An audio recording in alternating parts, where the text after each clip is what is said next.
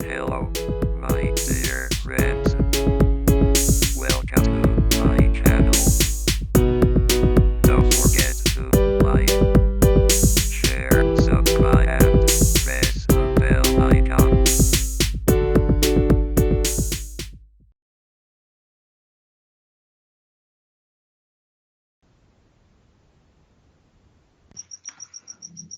Okay, good morning class. अब चाहिँ हामी सुरु गर्नुपर्छ। यो सकुन गुरुङजीको चाहिँ सायद गेस्टको फर्ममा आइराख्नु भएको छ। स्टिल आई थिङ्क उहाँलाई चाहिँ प्रब्लम छ जस्तो चाहिँ इन्ट्री गर्नको लागि मैले एडमिट त गरिरहेको छु बट नट कनेक्टेड एट। अझै पनि कनेक्सन चाहिँ भइरहेको छैन। Okay, yes same problem.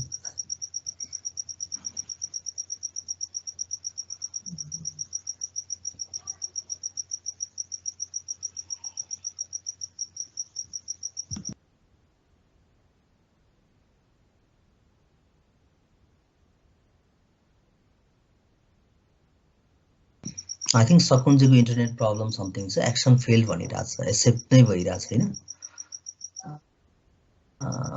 सायद उहाँकै प्रब्लम होला इन्टरनेटको, बट मैले चाहिँ एडमिट गरिरहेको छु, no connection. Okay, so I think today will be the almost closing discussion on the global environment. Global environment topics or sub topic ma chapter ma I think we are making the final discussion today. हामी सायद wrap up गर्छौँ आज यो कोर्सलाई पनि भन्नाले यो च्याप्टरलाई पनि। यसमा रिमेनिङ डिस्कसन भनेको चाहिँ फरेन जस्तो नेपालको फरेन डाइरेक्ट इन्भेस्टमेन्टबाट सुरु गरौँ। यसमा चाहिँ अगाडि पछाडि हुन सक्छ कुनै डिस्कसनहरु, बट सिलेबसले गिभन चीजहरु चाहिँ हामी फेरि त्यसलाई चाहिँ समहाउ कभर गरिहाल्छौँ। So making the brief discussion about the Nepals के त फरेन डाइरेक्ट इन्भेस्टमेन्ट। यसको यस्तो केसमा पनि जस्तो नेपालको जस्तो हामीले अलिकति सिनारियो मात्र हेर्ने भने चाहिँ यसले जस्तो नेपालमा चाहिँ अलिकति गति लिएको अवस्था चाहिँ छ जस्तो एफडीआई ले, but that is not sufficient. त्यो सफिसिएन्ट त डेफिनेटली होइन नै, because we have many problems हैन, अझै पनि हामीसँग प्रब्लम्सहरु, इभन पोलिटिकल स्टेबिलिटी, त्यो एट्र्याक्टिभ इन्भाइरोमेन्टहरु क्रिएट गर्ने जुन मेकानिजमहरु छ त्यसले अझै पनि प्रब्लमहरु चाहिँ क्रिएट गरिरहेछ।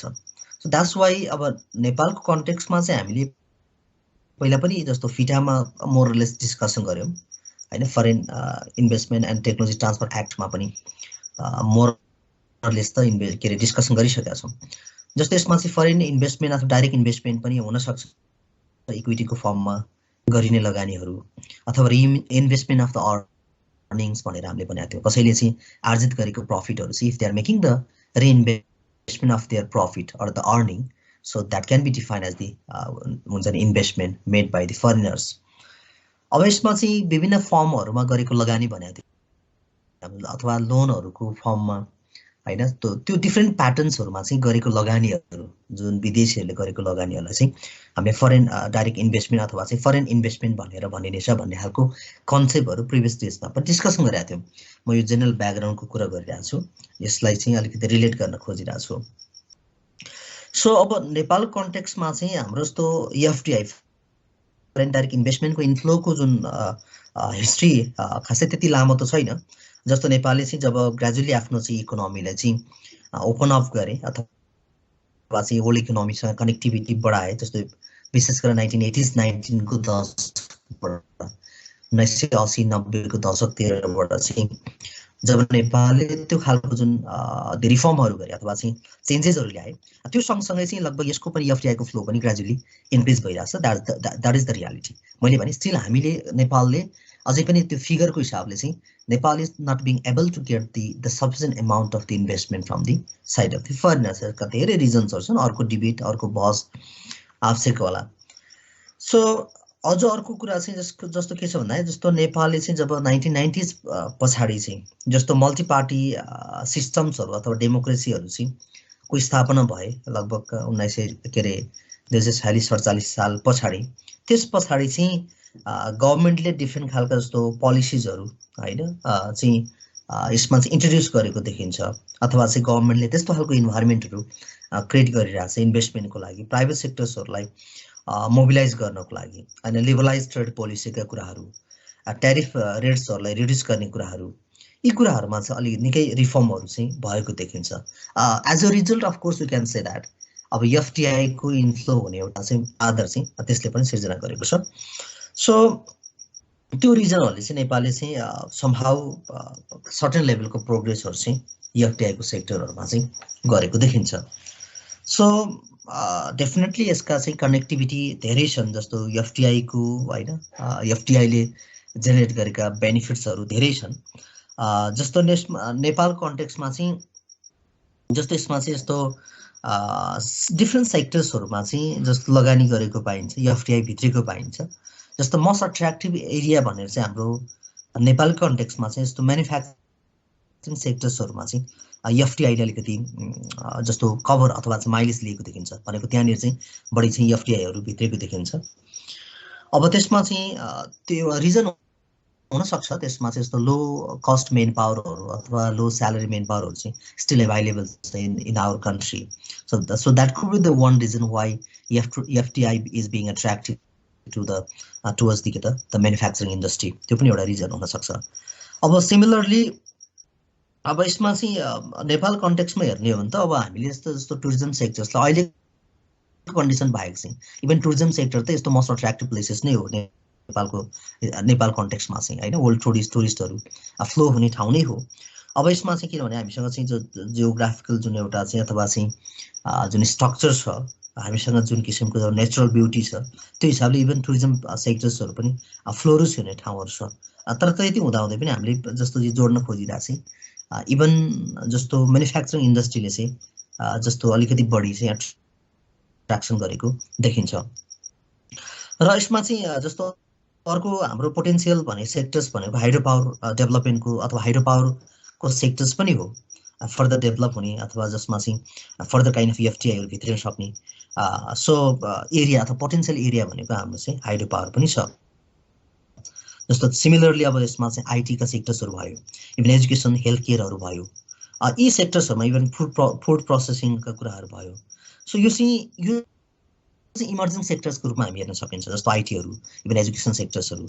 So these are also the potential areas where so there can be the flow अथवा inflow of the foreign direct investment त्यसो भएको हुनाले फरेन डाइरेक्ट इन्भेस्टमेन्टले अकुपाई गर्न सक्ने एरियाजहरू चाहिँ हामी यो पनि हेर्न सक्छौँ डेफिनेटली हामी के रियलाइज गरिरहेछौँ भने एफटिआईकै कन्ट्रिब्युसनको बेसिसमा एफटिआईकै सपोर्टको बेसिसमा चाहिँ इन्डस्ट्रियलाइजेसनलाई हामी अलिकति इमेजिन गर्न सक्छौँ सो अब विभिन्न एक्टहरू पोलिसीको हिसाबले पनि Nepal has adopted the different policies to attract the foreign direct investment त्यो रियालिटी चाहिँ हामीसँग छ सो यसमा चाहिँ जस्तो फरेन जस्तो इन्भेस्टमेन्टको हिसाबले हेर्ने भने चाहिँ यस डिफ्रेन्ट टाइममा डिफ्रेन्ट फिगरहरू छ त्यो फिगर डाटालाई हामीले रिड गर्ने भन्दा पनि ओभरअलमा चाहिँ यसको ट्रेन्ड के छ भन्ने कुराहरू हेर्दा नै बेटर होला किनभने यो चाहिँ लगभग इन्क्रिजिङ फर्ममा छ कतिले इन्क्रिज भयो कतिले घट्यो भन्ने कुरा आफ्नो ठाउँमा छन् तर यसमा चाहिँ हामीसँग जस्तो त्यो चाहिँ स्टिल के त एप्रिसिएटिभ काइन्ड अफ दि वेमा चाहिँ डिरेक्सनतिर गइरहेछ एफटिआईको इन्फ्लो चाहिँ भइरहेछ भन्ने कुरा हो सो 2017को डेटालाई हेर्ने हो भने चाहिँ हाम्रो 13,503.90 मिलियन रुपियाँ चाहिँ इन्क्रिज भएको देखिन्छ जस्ट मैले रिप्रेजेन्टेटिभ मात्र कुरा गरेँ सिमिलरली हामीले चाहिँ इभन लेटेस्ट डेटाहरू हेऱ्यो भने पनि अफकोर्स यो इन्क्रिजिङ ट्रेन्डमा नै छ बट नट सफिसियन्ट एट होइन त्यो अझै पनि सफिसियन्ट चाहिँ होइन त्यो वेमा चाहिँ हामी हेर्न सकिन्छ अर्को यसको जस्तो कन्ट्रिब्युसन अफ द एफटिआई भनेर सर्टेन कुराहरू दिएको छ यसमा हामी त्यसमा थोरै हाइलाइट गर्छौँ इभन यो कमन कुराहरू नै छ जस्तो एफडिआईले पनि यस्तो इम्प्लोइमेन्ट जेनेरेसन गर्नको लागि चाहिँ कन्ट्रिब्युसन गर्छ भनेर हामी जोडिरहेको छौँ अफकोर्स त्यो एफटिआईको इन्फ्लो भनेको even as a lay person पनि वी क्यान रियलाइज द्याट होइन सो त्यसको फ्लो हुनु भनेको इन्भेस्टमेन्ट हुनु हो so that investment will just हुन्छ require the more number of the people होइन so as their employees होइन to as a part of the हुन्छ नि अर्गनाइजेसन त्यसो भएको हुनाले पनि एफटिआई आइदर त्यो चाहिँ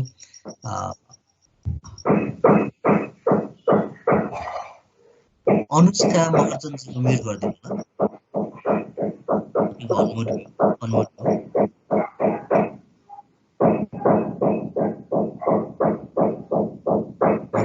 देखेर हुन्छ जस्तो म आफै म्युट गर्छु केही छ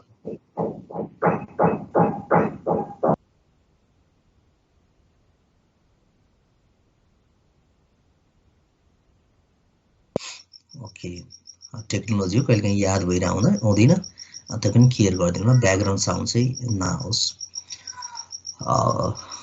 ओके जस्तो हामीले कन्ट्रिब्युसनको पार्टमा के अरे मोरलेस डिस्कसन गरिरहेको छौँ यसले इम्प्लोइमेन्ट जेनेरेसन गर्नको लागि कन्ट्रिब्युट गर्छ इन्डस्ट्रियल डेभलपमेन्टको कुराहरूमा पनि फर्दर यसले चाहिँ सपोर्टिभ हुन्छ नि फाउन्डेसनहरू क्रिएट गर्छ इस्टाब्लिस गर्छ भन्ने कुरा हो सो यसमा गभर्मेन्ट रेभिन्यूलाई इन्क्रिज गर्ने कामहरू गर्छ यो पोइन्टलाई इलाबोरेट नगरौँ भेरी कमन कुराहरू छ एक्सपोर्ट प्रमोसनका कुराहरू पनि भइहाल्यो जस्तो यसमा चाहिँ अब नेपालले पनि जस्तो हुन्छ नि इम्पोर्ट सब्स्टिट्युट गर्ने खालको इन्डस्ट्रीहरूलाई प्रमोट गरिरहेछ इभन एफटिआईले पनि त्यो खालको हुन्छ नि कन्ट्रिब्युसनहरू गरिरहेका हुन्छन् इभन हामीसँग एभाइलेबल भएका लोकल रिसोर्सेसहरू छ त्यो लोकल रिसोर्सेसहरू को चाहिँ द म्याक्सिमम अप्टिमम लेभलको युटिलाइजेसन गर्नको लागि पनि एफटिआईको चाहिँ सपोर्ट रहन्छ अथवा त्यो एफटिआईको बेसमा गरेका इन्भेस्टमेन्टहरूको चाहिँ सपोर्ट रहन्छ अर्को त अब यसमा चाहिँ डिप्लोमेटिक रिलेसनको कुरा पनि यसमा परिकल्पना गरेको छ डेफिनेटली हैन since they are making the collaboration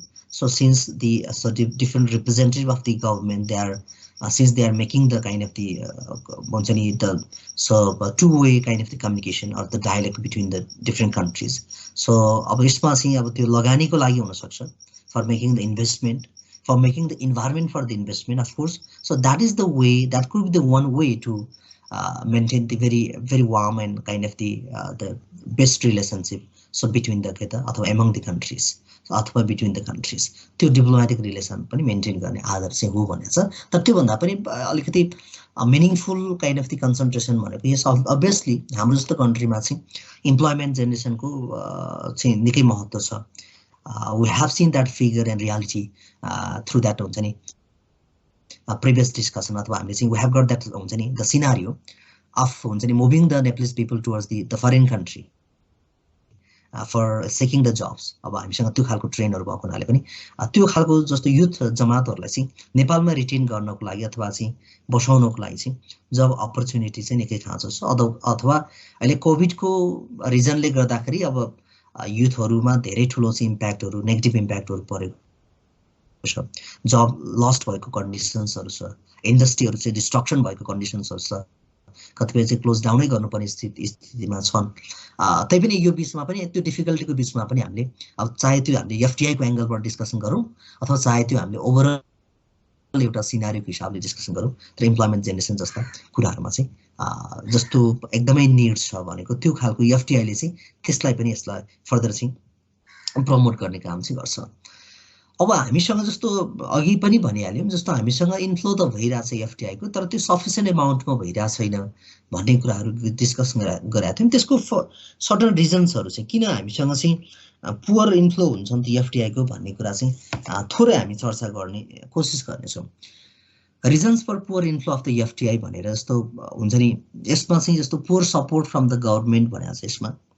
होइन यद्यपि हामीसँग जस्तो डिपार्टमेन्ट अफ इन्डस्ट्री छ त्यसले चाहिँ जस्तो हुन्छ नि त्यसमा चाहिँ एउटा मेकानिजमहरू तिनीहरूले प्रोभाइड गरेको छ तैपनि के त भन्दाखेरि यसमा चाहिँ जस्तो इभन त्यति हुँदाहुँदै पनि यसमा चाहिँ सपोज गभर्मेन्टको सपोर्टहरू चाहिँ एप्रिसिएटिभ फर्ममा चाहिँ छैन यसमा चाहिँ नर्मल्ली के त भन्दाखेरि अब टाइम टु टाइम चेन्ज हुने पोलिसिजका कुराहरू भयो यसमा चाहिँ अब यसमा चाहिँ टाइमली कतिपय कुराहरू चाहिँ यसलाई इन्कर्पोरेट नगर्ने होइन त्यो प्रब्लम्सहरू चाहिँ छन् यसमा चाहिँ गभर्मेन्टले सपोर्ट नगर्ने भनेको त्यो कुराहरूमा हो त्यसो भएको हुनाले जस्तो यसको प्रोसेसिङहरू भयो होइन यसका प्रक्रियाकै कुराहरू गर्ने हो भने चाहिँ भेरी स्लो छ अब त्यो चाहिँ किनभने त्यो ब्युरोक्रेसीको सिस्टम्सहरू होइन अब हुन त अब कतिपय यहाँ गभर्मेन्टमा काम गर्ने साथीभाइ पनि हुनुहुन्छ डोन्ट गेट मी रङ तर हाम्रो ओभरअल मेकानिजमको हिसाबले पनि जुन ब्युरोक्रेसीको प्र्याक्टिसेसहरू भयो त्यहाँभित्रको स्ट्रक्चर वर्किङ कल्चरहरूले गर्दाखेरि पनि त्यो खालको प्रब्लम्सहरू चाहिँ फिल गर्न सकिन्छ भन्ने कुरा छ अब ब्युरोक्रेसी मात्र प्रब्लम नहोला अरू पनि फ्याक्टर्सहरू छन् तर हामीले चाहिँ त्यो कुराहरू पनि थोरै जोड्यौँ हामीले चाहिँ सो जति पनि एडमिनिस्ट्रेसन अथवा एडमिनिस्ट्रेटिभ सर्भिसेसहरू छ गभर्मेन्टले प्रोभाइड गर्ने होइन अब त्यो लगानी गरिसके पछाडि अथवा एफडीआई भित्रिसके पछाडि प्रोभाइड गर्ने all types of the services हुनसक्छ, इन्टायर सर्भिसेस। त्यसमा चाहिँ के त त्यो चाहिँ इनइफेक्टिभ तरिकाको सर्भिसेसहरू भइरहेछ। सो अर्को कुरा त हामीसँग धेरै रिजन्सहरू छन्। अब पोलिटिकल इन्स्टेबिलिटी, यी कुराहरू छन्, स्ट्राइकहरू, डेमोन्स्ट्रेसनको चान्सेसहरू होइन, यी कुराहरू छन् त्यो आन्तरिक जुन मामिलाको केसमा। तर हामीले चाहिँ poor support of the government भनेर पनि हेर्न सकिन्छ। So that is one of the के त major reasons of having the poor inflow of the FTI. Foreign direct इन्भेस्टमेन्टको चाहिँ हाम्रो कम इन्फ्लो हुनुको कारण चाहिँ त्यो पनि रहेछ। Lack of reliable information bank भनेको चाहिँ हामीसँग त्यो खालको रिलायबल इन्फर्मेसन ब्याङ्कहरूको पनि ल्याकिङ छ। त्यो चाहिँ that is the another problem of the FTI inflow. So नेपालले चाहिँ लगभग होइन त्यस्तो खालको हुन्छ नि, जस्तो सफिसियन्ट इन्फर्मेसन्सहरू पाउने जस्तो इन्फर्मेसन ब्याङ्कहरू चाहिँ छैन। किनभने इन्भेस्टर्सहरूले त before making the investment, before keeping or putting their huge amount of money in the name of the kind of investment, of course they must make the investigation or the research. अनि त्यो खालको रिसर्चहरू, एनालाइसिसहरू गर्नुपर्ने हुन्छ। अनि complete informations, accurate इन्फर्मेसन्सहरू चाहिँ लिनुपर्ने हुन्छ to draw the के त एकुरेट पिक्चर द बिजनेसको काइन्ड अफ फिजिबिलिटी स्टडी गर्नको लागि पनि। सो करेन्ट सिचुएसन के छ त, अब करेन्ट एक्जिस्टिङ सिस्टम्सहरू के छ त भन्ने कुराको स्क्यानिङ गर्नुपर्छ। र त्यसको लागि पनि के छ त भन्दाखेरि त्यस्तो खालको जुन रिलायबल इन्फर्मेसन्सहरू चाहिँ बाहिर आउँदैन। सो अब इन्फर्मेसन्स भयो भने पनि हामीसँग रियालिटी त्यो छ, जस्तो त्यो टाइमली अपडेटेड इन्फर्मेसन्सहरू पाउँदैन। जस्तो लेटेस्ट एक्जाम्पल इभन हामीले क्लासमा प्रेजेन्ट गरेका डेटाहरूकै कुरा गरौँ, कतिपय चाहिँ अब इभन जस्तो कतिपय जस्तो एक्टहरूकै कुरा गरौँ होइन, त्यो चाहिँ ल कमिसनहरूमा पाउँथ्यो। त्यो चाहिँ मैले लास्ट टाइम चाहिँ I could not get it, सायद त्यो मैले डिफ्रेन्ट मेकानिजम अथवा त्यहाँ चाहिँ सिस्टम्सहरू एडप्ट गरिसकेको हो कि I don't know, but I could not get the latest kind of provision, latest act होइन, बिजनेससँग रिलेटेड प्रोभिजन्सहरू खोज्ने बेलामा पहिला चाहिँ मैले कलेक्सन गराएको थिएँ पुरानो, र सो नयाँ चाहिँ पाइनँ। सो मेबी सो यो खालको डिफिकल्टिजहरूले गर्दाखेरि पनि के त अपडेटेड इन्फर्मेसन्सहरू नहुने, अब कन्टेक्चुअल रिभ्यू अफ पोलिसिजहरू त्यसमा पनि ल्याकिङ हुने, त्यो रिजनले गर्दाखेरि चाहिँ मेजर प्रब्लमहरू चाहिँ केमा क्रिएट गरेको छ, फरेन इन्भेस्टर्सहरूलाई क्रिएट गरेको छ।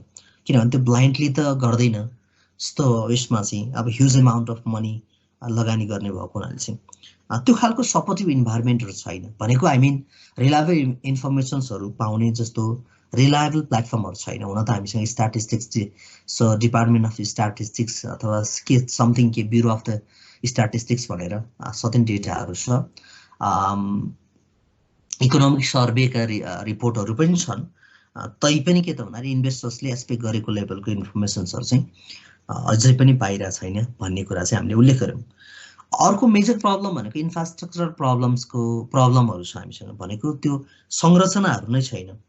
अब किनभने त्यसमा चाहिँ अब एफडिआई आएर त्यो चाहिँ उसले चाहिँ इन्डस्ट्रीमा अथवा डिफ्रेन्ट सेक्टर्समा लगानी गर्नु भनेको त्यसको लागि त आधारभूत एउटा चाहिँ संरचनाहरू अथवा हुनसक्छ कम्युनिकेसनका कुरा होला, ट्रान्सपोर्टेसनका कुराहरू होला, अरू मिन्स हुनसक्छ, अरू रिक्वायर्ड फन्डामेन्टल थिङ्सहरू हुनसक्छ। त्यो चिजहरू चाहिँ को एभाइलेबिलिटी नभएको रिजनले गर्दाखेरि चाहिँ एफडिआईहरू चाहिँ अथवा चाहिँ फरेन इन्भेस्टर्सहरू चाहिँ लगानी गर्नको लागि इच्छुक देखिएको छैन, जुन चाहिँ के त नेपालको केसमा एकदम सिरियस प्रब्लम हो। जस्तो हामीले विगतमा पनि भोगेका रियालिटी छ, जस्तो इलेक्ट्रिसिटीको प्रब्लम्सहरू भयो होइन, अहिले लोड सेडिङहरू हटिरहेछ, ठिक छ, अहिले इन्डस्ट्रीले पनि पाइरहेछ। त्यतिखेर त हामी लगभग 18-20 घन्टाभन्दा बढी चाहिँ लोड सेडिङको मारमा थियौँ। भनेपछि हामी एउटा हाउसहोल्डले युज गर्ने इलेक्ट्रिसिटी कन्डिसन त डिमान्ड त एउटा भयो, तर त्योभन्दा पनि मोर प्रपोर्सनमा त इन्डस्ट्रीहरूले रिक्वायर गर्छ, डिमान्ड गर्छ इनर्जीहरूको, त्यो चाहिँ सप्लाई गर्न सक्ने कन्डिसन्समा थिएन। अब त्यो पनि भयो, जस्तो फ्युल प्रब्लम्सहरू भयो, त्यो खालको प्रब्लम्सहरू चाहिँ अब हामीसँग त अरू इजी ट्रान्सपोर्टेसन अथवा चिप ट्रान्सपोर्टेसनहरू पनि छैन, इभन रेलवे ट्रान्सपोर्टेसनहरू पनि छैन, अथवा सी ट्रान्सपोर्टेसनका कुराहरू पनि छैन जसले कस्ट मिनिमाइज गर्न सक्थ्यो। त्यो कुराहरू चाहिँ हामीसँग ल्याकिङ छ। र अरू फर्दर होइन सेभरल कुराहरू चाहिँ जस्तो एज इन्फ्रास्ट्रक्चर अथवा भौतिक पूर्वाधारको रूपमा चाहिँ जुन इन्डस्ट्रीको लागि अथवा लगानीको लागि चाहिने इन्भाइरोमेन्ट छ अथवा इन्फ्रास्ट्रक्चर छ, त्यो चाहिँ सफिसियन्ट मात्रामा बनेको छैन, जसले गर्दाखेरि चाहिँ एफडिआईलाई एडभर्सली हुन्छ नि इफेक्ट गरेको छ। यसले नकारात्मक असरहरू चाहिँ पार्ने कामहरू गरेको छ। अर्को चाहिँ छ लेबर इस्यु भनेर, लेबर इस्यु पनि मेजर प्रब्लम हो यसमा चाहिँ। सो नर्मली हामी चाहिँ हाम्रो कन्टेक्समा चाहिँ जुन लेबर रिलेसनहरू चाहिँ त्यो चाहिँ एप्रिसिएटिभ छैन, सेटिस्फ्याक्ट्री टाइपको छैन। भनेको म्यानेजमेन्ट र जुन एउटा इम्प्लोइजको बिचको रिलेसनसिप जो अल द टाइम चाहिँ त्यो फ्लक्चुएटिङ देखिन्छ, त्यसमा चाहिँ इन्ट्रेस्टहरूको कन्फ्लिक्टहरू भइरहेको देखिन्छ। र अर्को हामी जति पनि युनियनहरू छ, त्यो ट्रेड युनियनको कुरा गरौँ अथवा जति पनि एक्जिस्टेड युनियनहरू छ, त्यो युनियनहरूको रोलहरू पनि त्यो चाहिँ सपोर्टिभ छैन, त्यो प्रोफेसनल छैन। त्यसमा चाहिँ इन्डस्ट्रियल डिस्प्युटहरूलाई ह्यान्डल गर्ने टाइप्सको त्यस्तो खालको रोलहरू प्ले गरेको प्रोफेसनल काइन्ड अफ के त जुन एउटा चाहिँ युनियनहरू छैनन्। युनियनहरू छन् तर मोस्ट अफ द युनियनहरू चाहिँ विशेष गरेर पोलिटिकल एफिलिएसन दिएका, पोलिटिकल जस्तो चाहिँ यसमा चाहिँ हुन्छ नि आइडियोलोजीहरू डक्ट्रिनहरू बोकेर चाहिँ डिल गर्ने चाहिँ परम्परा टेन्डेन्सी चाहिँ हाम्रो कन्टेक्समा नेपालमा छ। त्यो अछुतो छैन, so don't get me wrong. So अब no matter with the types and size of the organisation, तर हाम्रो मोस्ट अफ द के त गभर्मेन्ट अर्गनाइजेसनहरू चाहे त्यो युनिभर्सिटी होस् चाहे त्यो अरू अर्गनाइजेसन किन नहोस्, सो मोस्टली चाहिँ के हुन्छ त्यो पोलिटिकल काइन्ड अफ त्यो हुन्छ नि युनियनहरू छन् भने पनि त्यो पोलिटिकल एफिलिएसन अथवा पोलिटिकल हुन्छ नि रिप्रेजेन्टेटिभको रूपमा चाहिँ पोलिटिकल पार्टिजको रिप्रेजेन्टेटिभ रूपमा चाहिँ काम गरेर हुन्छ, which is not the professional kind of the performance of the that union. त्यो प्रब्लमहरु छ भनेको डिस्प्युट सेटलमेन्टमा पनि कन्स्ट्रक्टिभ सपोर्टहरु, फिडब्याक्सहरु अथवा चाहिँ रोलहरु प्ले गर्न सकिरहेको छैनन्। तिनीहरु चाहिँ बढी चाहिँ पोलिटिकल फोर्सको रूपमा काम गरेर हुन्छन्। त्यो चाहिँ अब त्यो इन्डस्ट्रीको लागि त्यति हेल्पफुल अथवा हेल्दी नहुन सक्छ। सो त्यो पनि एउटा रिजन हो एफटीआई को इन्फ्लो चाहिँ कम हुनुमा चाहिँ। अर्को चाहिँ इनसफिसिएन्ट ब्युरोक्रेसी भनेको छ, यो चाहिँ अब टेक्सले नै हामीलाई रिकमेन्ड गरेको कुरा नै भइहाल्यो। यद्यपि मैले अघि पनि भनिहालेँ कतिपय चाहिँ ब्युरोक्रेसीमा काम गर्ने साथीभाइ पनि हुनुहुन्छ होला, डोन्ट गेट मी रङ, हामीले चाहिँ ओभरअल सिनारीको कुरा गरिरहेका छौँ। अनसपोर्टिभ अथवा इनसफिसिएन्ट ब्युरोक्रेसी पनि छन्। एउटा चाहिँ कतिपय चाहिँ अब हुन्छ नि फङ्सन सपोर्टहरू ब्युरोक्रेसीको लेभलबाट यति धेरै सपोर्ट होइन अरू कुराहरूमा गरेको पनि देखिन्छ, त्यस्ता खालका पार्ट पनि छन्। त्यो खालको साइनिङ ग्लोरियस काइन्ड अफ त्यो हुन्छ नि एटमोस्फियर पनि छ हामीसँग ब्युरोक्रेसीभित्र, तर कतिपय कन्डिसन्सहरूमा चाहिँ यसमा अब्स्ट्याकल क्रिएट गर्ने खालका ब्युरोक्रेसीका नेचरहरू बिहेभियरहरू अथवा चाहिँ वर्किङ कल्चरहरू पनि देखिन्छ। त्यो पनि एउटा चाहिँ मेजर हडलको रूपमा चाहिँ देखा परेको छ। फरेन इन्भेस्टमेन्टहरूलाई चाहिँ इन्फ्लोहरू म्याक्सिमाइज गराउने कुरामा चाहिँ यी कुराहरूले चाहिँ सपोर्ट गरिरहेको छैन। अर्को लेजिस्लेटिभ प्रब्लम्सका कुराहरू छन् यसमा चाहिँ, जुन फरेन डाइरेक्ट इन्भेस्टमेन्ट को इन्फ्लोको लागि चाहिँ यसमा चाहिँ हामीसँग जस्तो सेभरल हुन्छ नि लेजिस्लेसनहरू जसले हामीले बिजनेस एक्ट भनेर बिजनेस लेजिस्लेसन भनेर डिस्कसन गरिरहेको छ, त्यसमा पनि कति धेरै कुराहरू चाहिँ लगभग यसलाई रिफर्म गर्नुपर्ने आवश्यकता देखिन्छ अथवा यसलाई अपडेट गर्नुपर्ने देखिन्छ। किनभने यसमा चाहिँ जस्तो इन्भाइरोमेन्टल एडाप्टेसनहरूको लागि अथवा फरेन सर्टेन चेन्जेसहरूसँग चाहिँ चेन्जेसहरूलाई एडप्ट गर्न सक्ने हिसाबले चाहिँ त्यो प्रोभिजन्सहरू अथवा त्योभित्र भएका एक्टका प्रोभिजनहरू चाहिँ चेन्जेसहरू गर्नुपर्ने हुन्छ, जसको कारणले जसमा भएको अथवा त्यसमा जस्तो रिफर्मको प्रोसेसमा भएको डिलेको कारणले गर्दाखेरि पनि के भइरहेछ फरेन डाइरेक्ट इन्भेस्टमेन्टको चाहिँ फ्लोहरू निकै कम भइरहेछ।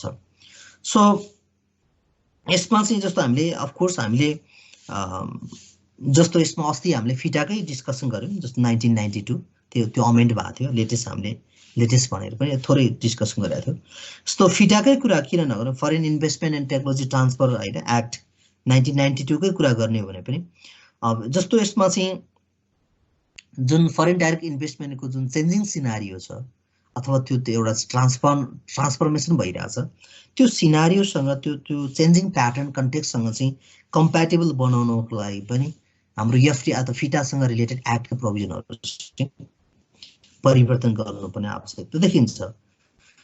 सो तिनै कुराहरू छ। अब सिमिलरली होइन अब सेभरल एरियाजहरूमा लेजिस्लेसनकै बारेमा चाहिँ हामीसँग चाहिँ चेन्जेस गर्नुपर्ने रिफर्म गर्नुपर्ने त्यो खालको कन्डिसन्सहरू चाहिँ हामी देखिन्छन्। अब अरू पनि निकै प्रब्लम्सहरू छन् यसमा चाहिँ, जस्तो कल्चर अफ करप्सनका कुरा पनि छ जुन यहाँ देखिराख्नु भएको छ। किन हामीसँग त्यो चाहिँ परम्परा नै बसिसकेको छ, ट्रेडिसन बसिसकेको छ।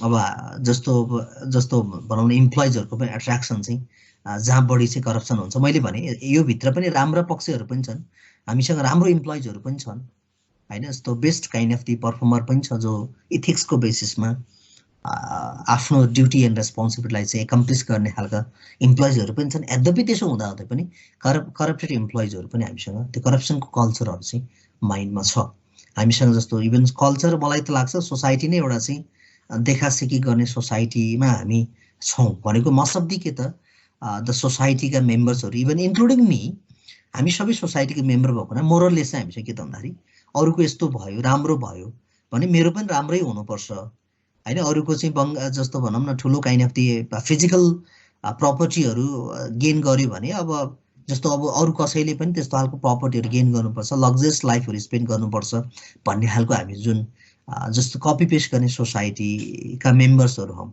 यसमा सबैले नगर्ला तर एक्सेप्सनमा, तर त्यो कल्चरले गर्दाखेरि पनि करप्सनलाई चाहिँ हाम्रो अझ प्रमोट गरेको जस्तो लाग्छ मलाई चाहिँ। किनभने हामी देखिन्छ इभन जस्तो हामीले चाहिँ इभन गभर्मेन्ट इम्प्लोइजहरू पनि जस्तो पे स्केलहरूदेखि हेऱ्यो भने खासै त्यति ठुलो चाहिँ होइन, त्यति धेरै त होइन, तर त्यो एमाउन्टले इभन कतिपय जस्तो लिभिङ स्ट्यान्डर्डको हिसाबले फ्यामिलीको जुन स्ट्यान्डर्डको हिसाबले त सायद कतिपय फ्यामिलीलाई त त्यो अलिकति अब हुन्छ नि सर्टेन एक्सपेन्सेसहरू बियर गर्न पनि पुग्दैन होला जस्तो लाग्छ नेपालको जुन एउटा। यद्यपि यो प्राइभेट सेक्टरसँग कम्पेयर गर्ने हो अरू सेक्टरसँग कम्पेयर गर्ने हो अनि जब सेक्रेटरीको हिसाबले हेर्ने भने यो हाइली एप्रिसिएटिभ छ, रेपुटेसन होला, प्रेस्टिजका कुराहरू छन्, गभर्मेन्ट जबका आफ्नै किसिमका होइन सान होलान् अथवा चाहिँ यसको प्रेस्टिज होलान्। तर हामीले चाहिँ रेमुनेसनको हिसाबले हेर्ने हो भने I think all are well known to the fact होइन, मैले भनिराख्नु परेन। त्यसो भएको हुनाले पनि सायद त्यो पनि एउटा रिजन हुनसक्छ कतिपय एरियामा चाहिँ करप्सन हुने। सो विक लिगल सिस्टम भन्ने कुराहरू छ। अब यसमा चाहिँ यस हाम्रो इम्प्लिमेन्टेसनमा अझ चाहिँ विशेष गरेर हाम्रो प्रब्लमहरू बढी छ होइन। एक्ट त अझ धेरै बनेको छ, कतिपय कुरामा चाहिँ यसको चाहिँ मोनिटरिङ गर्ने, यसलाई इम्प्लिमेन्ट गर्ने, एक्जिक्युट गर्ने कुरामा चाहिँ धेरै प्रब्लमहरू छ। अर्को चाहिँ इन्टेलेक्चुअल प्रपर्टीहरूको मिसयुजको प्रब्लम्सहरू पनि छन्। अर्को लङ प्रोसेस रजिस्ट्रेसन भनेको छ, इन्डस्ट्रीहरू रजिस्टर गर्नु पर्यो भने त्यो हुन्छ नि हामीसँग त्यो सिस्टममा यति धेरै लङ सिस्टमहरू हुन्छ, त्यो एउटै काम गर्नलाई 10औं ठाउँमा हिँडिराख्नु पर्ने हुन्छ, त्यहाँ जाने, त्यहाँबाट एप्रुभल लिने, त्यहाँ डकुमेन्ट सबमिसन गर्ने, अर्को ठाउँमा जाने, त्यो खालको प्रब्लम्सहरू छ। अर्को चाहिँ ट्रान्सपेरेन्सीको पनि प्रब्लमहरू चाहिँ हामीसँग छ, त्यो पारदर्शिताको प्रब्लमहरू चाहिँ छ। त्यो चाहिँ हाम्रो अरू प्रब्लम्स भनेर हामीले चाहिँ हाइलाइट गर्यौँ। र अर्को पार्ट अफ डिस्कसन चाहिँ हामीले सर्टकट डिस्कसन चाहिँ मल्टिनेसनल कम्पनीजहरूमा थोरै डिस्कसन गर्छौँ। जस्तो हाम्रो फर्स्टमा त कन्सेप्चुअल फ्रेमवर्क हेरौँ, यो चाहिँ एफटिआईको कन्सेप्टमा हामीले डिस्कसन सिद्ध्यायौँ, भनौँ न एकदम ब्रिफ डिस्कसन सिद्ध्यायौँ। And moving ahead, so we have the next topic for the discussion, that is multinational companies. Multinational company भने चाहिँ हामीले जस्तो डिफाइनै गर्नु पर्दाखेरि चाहिँ कसरी डिफाइन गर्न सक्छौँ भन्दाखेरि normally the company if so that is running, if that is operating their business activity in more than 2 different countries at the same time भनेको जब यसले साइमल्टेनियसली चाहिँ एकभन्दा बढी मुलुकहरूमा आफ्नो जस्तो फङ्सनहरू पर्फर्मेन्सहरू चाहिँ कन्डक्ट गर्छ, त्यस्तो खालको कम्पनीजलाई हामी मल्टिनेसनल कम्पनीज भन्छौँ, बहुराष्ट्रिय कम्पनीज भनेर हामी त्यसलाई जोड्न सकिन्छ। तिनै कुराहरू भइहाल्यो। सो यसमा चाहिँ यसको म्यानेजमेन्ट, ओनरसिप अथवा कन्ट्रोल चाहिँ के हुनसक्छ, अघि हामीले भने जस्तै मोर देन 1 कन्ट्रीमा चाहिँ यसमा स्प्रेड भएको हुन्छ, यसमा चाहिँ अथवा यसको हुन्छ नि ओनरसिप होइन, यसको kind of the further kind of the के त यसको चाहिँ कन्ट्रोलिङ मेकानिजम होइन, यी सबै कुराहरू चाहिँ एकभन्दा बढी मुलुकहरूमा अथवा 2 भन्दा बढी कन्ट्रीहरूमा चाहिँ छरेर बसेको हुन्छ। सो त्यसो भएको हुनाले यसको चाहिँ मार्केटको माइलेज भनेको अथवा टेरिटोरी भनेको it is not limited within the domestic territory, it has been moving towards the international market. यो चाहिँ इन्टरनेसनल मार्केटमा चाहिँ अलिकति मुभ हुने यसको कल्चरहरू ट्रेन्डहरू चाहिँ यसमा चाहिँ बढी हुन्छ। सो यसैमा हामी थोरै चर्चा गर्दैछौँ। सो यसमा अघि हामीले भनिहाल्यौँ जस्तो अझ इन्टरनेसनल्ली त डिफ्रेन्ट एप्रोचेसहरू यसले एडप्ट गर्छ, म्यानेजमेन्टको इम्प्लोइजहरू कसरी हायर गर्ने भन्ने कुराहरू होइन, जियो सेन्ट्रिक रिजियो सेन्ट्रिक होइन, अब एथनो सेन्ट्रिक टाइपका डिफ्रेन्ट टाइप्सको एप्रोचेसहरू चाहिँ यसले चाहिँ इन्टरनेसनल्ली मुभ हुने बेलामा, बिजनेसहरूलाई सिफ्ट गर्ने बेलामा चाहिँ विभिन्न टाइप्सका चाहिँ के त स्ट्राटेजीहरू चाहिँ यसले एडप्ट गरेर हुन्छ। सो तिनै कुराहरू छ यसमा चाहिँ। अब यसमा चाहिँ they are establish in 1 country as a parent country अथवा प्यारेन्ट होइन कम्पनी, जस्तो यसको चाहिँ एउटा चाहिँ मदर कम्पनीको रूपमा चाहिँ एउटा कन्ट्रीमा इस्टाब्लिस भएको हुन्छ। यसको अर्को सब्सिडायरी कम्पनीजहरू अथवा होस्ट कन्ट्रिजहरूमा चाहिँ डिफ्रेन्ट खालको ब्रान्चेसहरू अथवा चाहिँ यसको वर्किङ पर्फर्म गर्ने डिभिजनहरू चाहिँ क्रिएट गरेको हुन्छ। सो एउटा चाहिँ हुन्छ नि प्यारेन्ट कम्पनी र होस्ट कम्पनी भनेर हामीले अलिकति बुझ्दा ठिक होला। अब यसमा चाहिँ गुड्स एन्ड सर्भिसेसहरूलाई चाहिँ डिस्ट्रिब्युट गर्ने कामहरू गर्ने भयो हैन, यसमा चाहिँ सप्लाई गर्ने कामहरू गर्ने भयो। सो यसमा चाहिँ नर्मल्ली यसको मेन अब्जेक्टिभ भनेको चाहिँ अफकोर्स यसको चाहिँ प्रोडक्सनहरू अथवा प्रडक्टहरू अथवा सर्भिसेसहरू चाहिँ अथवा चाहिँ यसको हुन्छ नि अर्गनाइजेसनका फङ्सन्सहरू चाहिँ ग्लोबल मार्केटको डिफ्रेन्ट एरियाजहरूमा लन्च गर्ने हो। So to gain the more के त प्रफिट्स। सो त्यसो भएको हुनाले चाहिँ they are shifting their business अथवा चाहिँ not shifting but they are हुन्छ नि operating their business in more than 2 different countries under the concept of the multinational corporation अथवा मल्टिनेसनल कम्पनीज। सो इभन हामीसँग इक्जाम्पलको रूपमा सोनी कम्पनीहरू छ, कोका कोला कम्पनीहरू, सेभरल इक्जाम्पलहरू छन् त्यसमा चाहिँ। इभन ग्लोबल कन्टेक्स्टमा पनि थुप्रै छन्, डोमेस्टिक कन्टेक्स्टमा पनि थुप्रै इन्ट्री भइसकेको छ, त्यो यहाँले देखिराख्नु भएको छ। अब यसको सर्टेन फिचर्सहरू हेरौँ यसमा चाहिँ। अब जाइन्ट साइज भन्यो भनेको बिग साइज अभियसली भइहाल्यो, यसको क्यापिटलको स्ट्रक्चरको आधारमा, यसको काइन्ड अफ ओभरअल इम्प्लोइजको साइजको आधारमा, म्यानेजमेन्टको साइजको आधारमा चाहिँ के हो त यो त जाइन्ट साइज भन्यो हामीले चाहिँ, बिग साइज भनेर भनौँ न। सो लार्ज साइजको हुन्छ नर्मल्ली चाहिँ मल्टिनेसनल कम्पनीजका कुराहरू। सो किनभने यसमा डिफ्रेन्ट लोकेसनमा आफ्नो अपरेसनहरू गर्ने भएको हुनाले बाई नेचर के हो त यो चाहिँ ह्युज बिगेस्ट नै हुने भइहाल्यो। अर्को चाहिँ इन्टरनेसनल अपरेसन भनेको छ। अब इट इज कमन थिङ, अब which is already discuss in the under the concept of the multinational company. Multinational कर्पोरेसनको अन्डरमा हामीले डिस्कस गरिसकेका छौँ। यसको अपरेसन भनेको इन्टरनेसनल्ली सिके भए स्प्रेड भएको हुन्छ होइन, मोर देन 2 डिफ्रेन्ट कन्ट्रिजमा यसले चाहिँ अपरेट गर्ने कामहरू गर्छ। अब हुनसक्छ त्यो ब्रान्चेसहरूको थ्रुबाट हुनसक्छ, डिफ्रेन्ट फ्याक्ट्रिजहरू इस्टाब्लिस गरे हुनसक्छ, डिफ्रेन्ट अफिसेसहरू इस्टाब्लिस गरे हुनसक्छ, सब्सिडाइज कम्पनीजहरू हुनसक्छ। अब सेभरल कन्ट्रीमा यो प्याटर्नहरूमा चाहिँ so they can operate the services and so that is the way how they can give the services to the global customers होइन। ग्लोबल कस्टमरलाई चाहिँ सर्भिसहरू दिने, प्रडक्टहरू दिने एउटा चाहिँ मेकानिजमको रूपमा त्यसलाई हेर्न सकिन्छ। प्रोफेसनल म्यानेजमेन्ट भन्न सक्यो यसमा चाहिँ बिकज होइन। So the working kind of the हुन्छ नि the management of the multinational corporation, so they are very smart. अब त्यो चाहिँ अलिकति हाइली इन्टेलेक्चुअल हुने कुराहरू अलिकति स्मार्ट हुने भयो स्ट्राटेजिकली पनि। So that's why they do adopt the हुन्छ नि so they do make the proper implements of the each and every task. त्यसो भएको हुनाले चाहिँ यसले चाहिँ अघि हामीले भनिहाल्यौँ जस्तो मानौँ अब यसको 3-4 एप्रोचेसहरू छन् भने हामीले चाहिँ मल्टिनेसनल कर्पोरेसनहरूले जस्तो इन्टरनेसनल एरियामा जाँदाखेरि कस्तो खालको स्ट्राटेजी एडप्ट गर्छ भन्ने कुराहरू। फर इक्जाम्पल ह्युमन रिसोर्सेसहरू कसरी हायर गर्ने भन्ने स्ट्राटेजीले हेर्ने हो भने चाहिँ जस्तो ह्युमन रिसोर्स कसरी हायर गर्ने भन्ने कुरामा पनि त्यसको 3-4 स्ट्राटेजी मध्येको एउटा बेस्ट उनीहरूलाई लाग्ने बेस्ट चाहिँ एडप्ट गर्न सक्छ। फर इक्जाम्पल यसमा चाहिँ के हुनसक्छ एउटा इथ्नोसेन्ट्रिक भन्ने एउटा चाहिँ जस्तो एसआर एप्रोच एडप्ट गर्यो भने चाहिँ त्यो भनेको के त भन्दाखेरि त्यस्तो कन्डिसनमा चाहिँ उसले आफ्नो कन्ट्रीमा भएका एसआरहरूलाई चाहिँ अथवा आफ्नो कन्ट्रीका मूलका एसआरहरूलाई चाहिँ बढी प्रायोरिटी दिने भयो रिक्रुट गर्नको लागि अथवा सेलेक्सन गर्नको लागि। त्यो चाहिँ इथ्नोसेन्ट्रिक एप्रोच भयो होइन। यो चाहिँ जस्तो ग्लोबलाइजेसनमा चाहिँ जस्तो ग्लोबलाइज मार्केटमा मल्टिनेसनल कम्पनीजहरू जाने बेलामा चाहिँ त्यसरी जाने भयो। अर्को चाहिँ रिजियोसेन्ट्रिक एप्रोच भन्ने पनि छ यसमा चाहिँ। भनेको यसमा चाहिँ के हो त पर्टिकुलर रिजनको पिपुलहरूलाई चाहिँ यसले चाहिँ के गर्छ फोकस गर्छ। फर इक्जाम्पल होइन हाम्रो जस्तो मल्टिनेसनल कम्पनीज भए पनि हामीले चाहिँ के गर्छौँ एसियन मुलुक, सपोज हामी एसियाको भएको हुनाले एसियन मुलुकका मान्छेहरू हामीले चाहिँ एज एन इम्प्लोइको रूपमा राख्नुपर्छ भन्ने कन्सेप्टलाई चाहिँ एडप्ट गर्छ भने त्यो चाहिँ के हो त त्यो चाहिँ रिजियोसेन्ट्रिक हो। अब यसमा चाहिँ जस्तो एउटा चाहिँ जस्तो जियोसेन्ट्रिक भन्ने कन्सेप्ट पनि छ यसमा। अब यसमा जस्तो जियोसेन्ट्रिक कन्सेप्टमा चाहिँ ग्लोबल्ली कम्पिटेन्ट ह्युमन रिसोर्स होइन, हामी कुनै पर्टिकुलर हाम्रो कन्ट्रीको मात्र प्यारेन्ट कन्ट्रीको मात्र इम्प्लोइजहरू हायर गर्नुपर्छ भन्ने छैन, कुनै पर्टिकुलर रिजनको मात्र पनि हायर गर्नुपर्छ भन्ने छैन। तर ग्लोबल्ली कम्पिटेन्ट ह्युमन रिसोर्सहरू हामी जहाँबाट पनि हायर गर्न सक्छौँ भन्ने भयो भने चाहिँ त्यस्तो चाहिँ के हो त त्यो चाहिँ काइन्ड अफ त्यो चाहिँ ग्लोबल एप्रोच भयो। त्यसलाई चाहिँ हामीले चाहिँ के त जस्तो जियोसेन्ट्रिक एप्रोच भनेर पनि हामी भन्न सकिन्छ। यस्तै गरेर चाहिँ जस्तो 3-4 एप्रोचेसका कुराहरू भयो। कतिपय ठाउँमा चाहिँ यस्तो होस्ट कन्ट्रिजका चाहिँ जस्तो पिपुलहरूलाई नै हायर गर्ने भन्ने खालको एप्रोचहरू हुन्छन्। यो 3-4 एप्रोचहरू मध्येमा उनीहरूलाई लाग्ने बेस्ट के त एप्रोचहरू चाहिँ एडप्ट गर्छन्। भनेको since they are adopting the one best के the approach of the हुन्छ नि hiring the employees from the global market, उनीहरूले त आफ्नो कम्पनीलाई द बेस्ट सुइटेबल के त स्टार्टिङ एडप्ट गर्ने हो।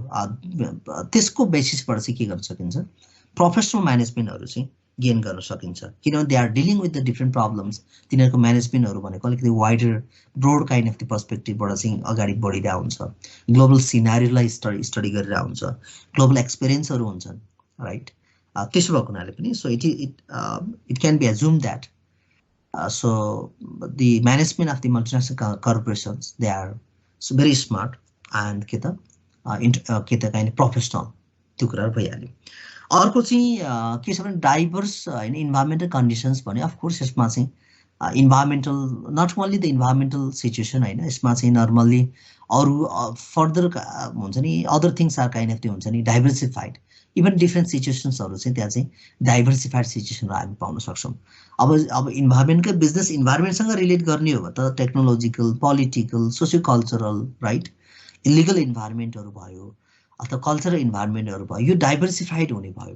त्यसो भएको हुनाले so they are compelled to deal with the different environmental situation. So multi करेन्सीजका कुराहरु छन्, त्यो पनि अफ कोर्स हैन मल्टी करेन्सी प्रयोग हुने भयो, हाई इफिसिएन्सी अभियसली, जस्तो ट्रान्सफर अफ द टेक्नोलोजी भनिहाल्यो। अब यो चाहिँ टेक्नोलोजी ट्रान्सफरको कुराहरु पनि पोसिबल छ। मार्केटिङ एक्सलेन्सका कुराहरु छन्, यस यो कुराहरु चाहिँ के त मल्टिनेसनल कम्पनीजको फिचर्सहरु हो। यसको रोलहरु चाहिँ रोल अफ मल्टिनेसनल कम्पनीज भनेर सर्टेन रोलहरु हेरौँ हामीसँग। जस्तो हामीसँग भएको इन्भेस्टमेन्ट प्रमोसन भनेको चाहिँ यस अफ कोर्स लगानीलाई यसले प्रवर्धन गर्ने कामहरु गर्छ, यसलाई पनि खासै चर्चा गरिराख्नु पर्दैन। इम्प्लोइमेन्ट जेनेरेसन, रोजगार सिर्जना गर्ने कामहरु गर्छन्। यसमा चाहिँ प्रोडक्सनहरुमा अथवा प्रोडक्टहरुमा इम्प्रुभमेन्ट ल्याउने कामहरु गर्छ हैन, तिनीहरुले स्किल अथवा ट्रेनिङ अथवा फर्दर डेभलपमेन्टको रिसर्चको कामहरु पनि गरिरहेको हुन्छ। रेभिन्यू क्रिएसन गर्ने कामहरु गर्छन्। यसमा चाहिँ ब्यालेन्स अफ पेमेन्टहरुमा चाहिँ यसले महत्त्वपूर्ण भूमिका निर्वाह गरिरहेको हुन्छ र ओभरअलमा त इन्डस्ट्रियल डेभलपमेन्ट नै हुने हो। यो चाहिँ इजी टु अन्डरस्ट्यान्ड नै छ यो टपिक्सहरु। त्यसो भएको हुनाले यो कुराहरु हामीले यतिमै डिस्कसन ल्यान्डिङ गर्यौं।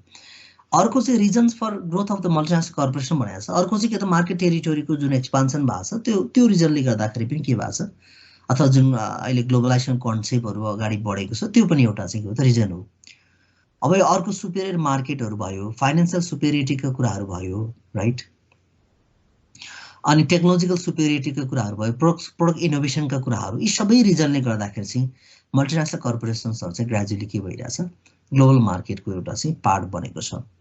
अब सर्टेन प्रब्लम्सहरु पनि छन् लिमिटेसनको रूपमा हामीले हेर्ने हो भने चाहिँ मल्टिनेसनलको प्रब्लम्सहरुमा, मल्टिनेसनल कम्पनीजको प्रब्लम्सहरुमा चाहिँ अब त्यो चाहिँ कम्पिटिसन एकदमै कम्पिटिसनको जुन कम्पिटिसन चाहिँ इन्टेन्स टाइपको हुन्छ नि, एकदमै हुन्छ नि थ्रोट कटिङ कम्पिटिसनहरु चाहिँ त्यहाँनिर हुन्छ नर्मल्ली, त्यो पनि प्रब्लमहरु छ। अब हाई डिपेन्डेन्सी भनेको छ यसमा चाहिँ यसको डिसिजन मेकिङको कुराहरुमा हुन सक्छ, इभन यसको पोलिसिजहरु इम्प्लिमेन्टेसन गर्ने कुरामा हुन सक्छ हैन। अब यसमा चाहिँ हाई डिपेन्डेन्सी हुन्छ भनेको छ यसमा चाहिँ। अब रिसोर्स आउटफ्लोको कुराहरु भन्यो यसमा चाहिँ, अब किन मल्टिनेसनल कम्पनीजहरु इन्ट्री हुनु भनेको नर्मल्ली डेभलपिङ कन्ट्रीजहरुको चाहिँ रिसोर्सेसहरु आउटफ्लो हुने नै हो यसमा चाहिँ। त्यो प्रब्लम्सहरु पनि छ, किनभने हेभी म्याक्सिमम रिसोर्सेसहरु आउटफ्लो हुनु भनेको पनि त्यो खासै राम्रो चाहिँ होइन। अब पोलिटिकल प्रेसरको कुराहरु छन् यसमा, इन्फ्लुएन्स एन्ड पोलिटिकल प्रेसरहरु भन्ने छन्, त्यो त सधैँ जहाँ पनि कनेक्सन भइहाल्छ यसमा चाहिँ यो कुरा चाहिँ।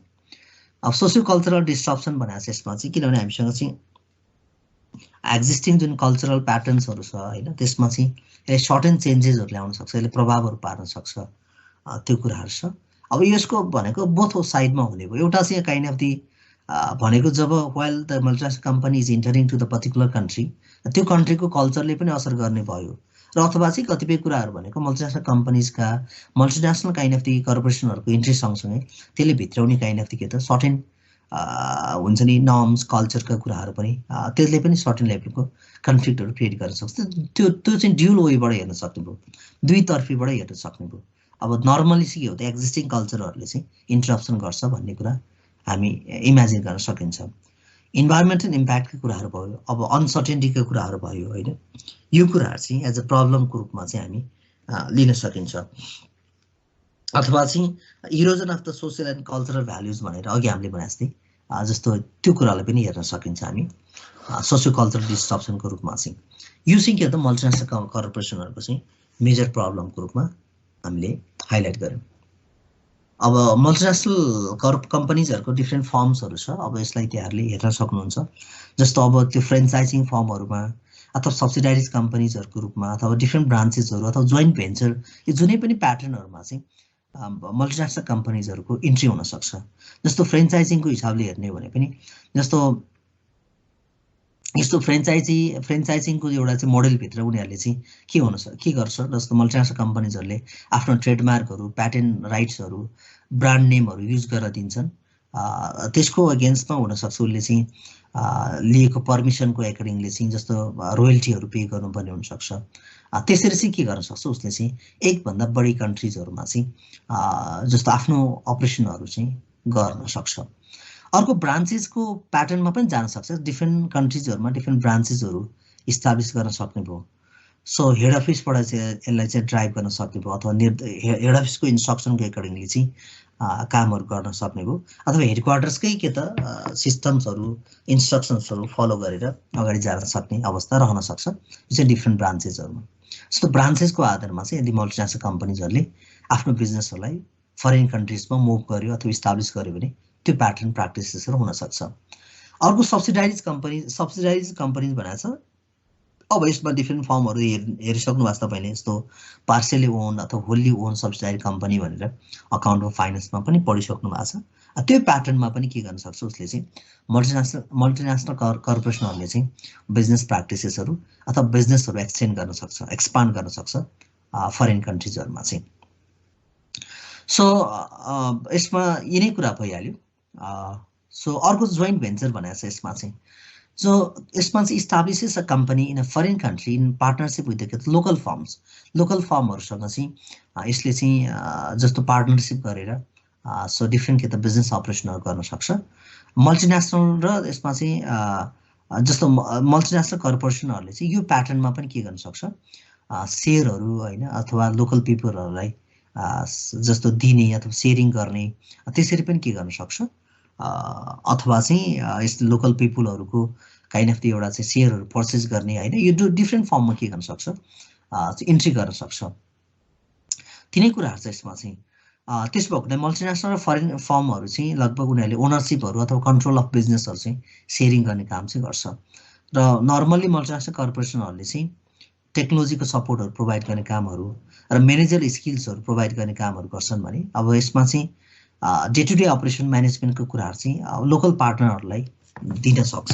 यो प्याटर्नमा पनि के मल्टिनेसनल कम्पनीहरू अगाडि बढ्न सक्छ। अर्को next topic for our discussion चाहिँ economic reforms in South Asia भनेर हामीसँग थोरै डिस्कसन बाँकी छ। जस्तो साउथ एसियामा भएको इकोनोमिक रिफर्म्सहरूको थोरै चर्चा गरौँ। सो पछिल्लो डिकेड्सहरूमा हामीसँग जस्तो साउथ एसियामा निकै चेन्जेसहरू भएको देखिन्छ। जस्तो हामीसँग मोस्टली चाहिँ सेन्ट्रली प्लान्ड भएको इकोनोमी अथवा हुन्छ नि त्यो मोडल डेभलपमेन्टको मोडलहरू थियो, त्यो चाहिँ ग्रेजुअली चेन्जेस भएर मार्केट ओरिएन्टेड रिफर्म्सहरू चाहिँ भइसकेको छ। भनेको हामी केन्द्रीकृत जुन सिस्टमबाट सेन्ट्रलाइज सिस्टमबाट चाहिँ हामी डिसेन्ट्रलाइजेसनतिर गइरहेछौँ साउथ एसियाकै कुराहरू हेर्ने हो भने पनि। सो जस्तो अब 1947मा जस्तो ब्रिटिसबाट चाहिँ जब इन्डियाले चाहिँ जस्तो अब हुन्छ नि उसले चाहिँ आफ्नो स्वतन्त्रता पाए, त्यस पछाडि जस्तो इभन जस्तो सोभियत टाइपका जस्तो हुन्छ नि मोडलको काइन्ड अफ दि प्याटर्नहरू चाहिँ इन्डिया र पाकिस्तानले एडप्ट गरेको देखिन्छ। जसमा चाहिँ के त भन्दाखेरि उसले चाहिँ इम्पोर्टहरूलाई सब्स्टिट्युट गर्ने पोलिसिजहरू होइन, आयातहरूलाई चाहिँ प्रतिस्थापन गर्ने पोलिसीहरू बढी चाहिँ एडप्ट गरेको देखिन्छ। र त्यस्तै गरेर चाहिँ प्राइभेट सेक्टरको बढी चाहिँ वर्चस्व अथवा चाहिँ पार्टिसिपेसन चाहिँ म्याक्सिमम भएको अथवा गराएको पाइन्छ। यिनै कुराहरू छ। अब यसमा चाहिँ जस्तो इभन हाम्रो अरू फर्दर साउथ एसियाकै अरू कन्ट्रीहरू इभन स्मल कन्ट्रीहरू नै कोही कुरा किन नगरौँ, जस्तो अब भुटानको कुरा, भुटान भयो, मालदिप्सहरू, नेपालहरू भयो, त्यसले पनि आफ्नो के त सिमिलर टाइपको जस्तो डेभलपमेन्टको स्ट्राटेजीहरू चाहिँ एडप्ट गरेको देखिन्छ होइन। ओपन टाइपको मार्केट ओरिएन्टेड टाइपको पोलिसिजहरू चाहिँ एडप्ट गरिसकेको अवस्थाहरू छ। यस्तो खालको चेन्जेसहरू रिफर्म्सहरू चाहिँ साउथ एसियन रिजन्सहरूमा चाहिँ अथवा त्यो भित्रका कन्ट्रिजहरुमा चाहिँ भइरहेको हामी देख्न सकिन्छ। सो जस्तो इकोनोमिक रिफर्म्सहरु चाहिँ लगभग साउथ एसियामै हेर्ने हो भने चाहिँ 1980s 90 तिरकै दशकतिरबाट चाहिँ लगभग इकोनोमिक रिफर्म्सहरु चाहिँ साउथ एसियामा भएको देखिन्छ। अब यसमा चाहिँ जस्तो श्रीलङ्काले नै जस्तो 1980s तिर चाहिँ उले लिबरलाइजेसन पोलिसीजहरु फलो गरेको देखिन्छ हैन। 1980 को दशकतिर पनि श्रीलङ्काकै केसमा पनि, त्यसै गरी इन्डियाहरु भयो, बांग्लादेशहरु भयो हैन, पाकिस्तान नेपालहरुले चाहिँ ग्रेजुअली के त यसलाई चाहिँ 1980s 90 अथवा 1980s अथवा 19 कै दशकमा चाहिँ त्यो खालको पोलिसीहरु चाहिँ लिबरलाइजेसन पोलिसीहरु, आर्थिक उदारीकरणका नीतिहरु चाहिँ अवलम्बन गरेको देखिन्छ। अब यसमा चाहिँ यस हामीले चाहिँ जस्तो यसमा चाहिँ यसमा एभरेज काइन्ड अफ द के त इकोनोमिक ग्रोथको हिसाबले हेर्ने हो भने पनि यसमा चाहिँ साउथ एसियन रिजनहरुले चाहिँ अथवा कन्ट्रिजहरुले चाहिँ लगभग होइन एभरेज 6% को हाराहारीमा चाहिँ यसले चाहिँ इकोनोमिक ग्रोथहरुलाई मेन्टेन गरेको देखिन्छ। सो जसले गर्दाखेरि पोभर्टी रिडक्सनहरुमा ठुलो सपोर्ट दिएको छ। यसमा चाहिँ ह्युमन डेभलपमेन्टका सेक्टर्सहरुमा ठुलो हुन्छ नि इम्प्रेसिभ किसिमको चाहिँ कन्ट्रिब्युसन गरेको देखिन्छ। र हामीसँग अझै पनि छन त त्यो पुअर अथवा पोभर्टीको सिचुएसन अझै पनि एक्जिस्ट छन्, त्यो रिमुभै भइसकेको अवस्थाहरु छैन। तर त्यो इकोनोमिक रिफर्म्सहरुको रिजनले गर्दाखेरि चाहिँ त्यो खालको सेभरल एरियाजहरुमा चेन्जेसहरु आएको कुरा चाहिँ हामीले रियलाइज गर्न सकिन्छ, which is the result of the reforms in the economic sectors. So जस्तो यसमा अघि हामीले भने जस्तो डिफरेन्ट खालको म्याक्रो इकोनोमिक्स रिफर्म्सहरु चाहिँ भएको देखिन्छ। जस्तो मनिटरी पोलिसीहरुमा भयो, फिस्कल पोलिसीहरुमा, एक्सचेन्ज रेट म्यानेजमेन्टका सिस्टम्सहरुमा धेरै काइन्ड अफ चेन्जेसहरु चाहिँ आइसकेको छ। र त्यसमा चाहिँ रिजिड टाइपको गभर्नमेन्टको सिस्टम अघि हामीले भने सेन्ट्रलाइज टाइपको मोनार्की टाइपको अथवा त्यो मोनार्की नभए पनि काइन्ड अफ सेन्ट्रल्ली के त हायर सेन्ट्रल्ली चाहिँ काइन्ड अफ त्यो हुन्छ नि कन्ट्रोल गरेको एउटा चाहिँ इकोनोमीलाई चाहिँ लिबरलाइज गरेको अथवा लिबरल टाइपको बनाएको छ, डिसेन्ट्रलाइज बनाएको अवस्थाहरु छ। जसले गर्दा प्राइभेट सेक्टर ड्राइभन इकोनोमीहरु भनौं न निजी क्षेत्रहरुले को परिचालन अथवा निजी क्षेत्रको संलग्नता बढी भएको हामी पाउन सकिन्छ। त्यो टाइपको इकोनोमी भएको छ भनेको प्राइभेट सेक्टर ड्राइभन इकोनोमीमा हामी चाहिँ चेन्ज भइसकेका छौं। त्यस्तो खालको रिफर्म्सहरु चाहिँ हामी देख्न सकिन्छ। सो त्यसले गर्दाखेरि चाहिँ यसमा चाहिँ अफ कोर्स सेक्टरल रिफर्म्सहरु भएको छ, जसले गर्दा चाहिँ हायर लेभलको ग्रोथहरु हामी चाहिँ के गर्न सकिन्छ, इन्जोय गर्न सकिन्छ। तिनै कुराहरु भइहाल्यो, यो चाहिँ यो पोइन्टमा दिएको कुराहरु त अब छँदैछ। सो यसको थोरै फिचर्सहरुमा हेरौं इकोनोमिक रिफर्म्सको फिचर्सहरुमा चाहिँ। जस्तो यसमा फर्स्टमा के भनेको छ भने डी रिजर्भेसन अफ द के त इन्डस्ट्रियल सेक्टर्स भनेको छ। जस्तो यसमा चाहिँ इन्डस्ट्रियल सेक्टर्सहरु जसमा एसियन कन्ट्रिजहरुमा चाहिँ नर्मल्ली अब हुन्छ नि उसको इन्डस्ट्रियल एक्टिभिटीहरु रन गर्नको लागि चाहिँ यसले चाहिँ इजी मेकानिजमहरु बनाएको छ।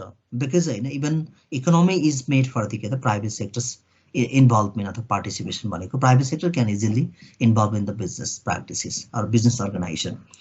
त्यो खालको रिफर्म्सहरु भएको छ।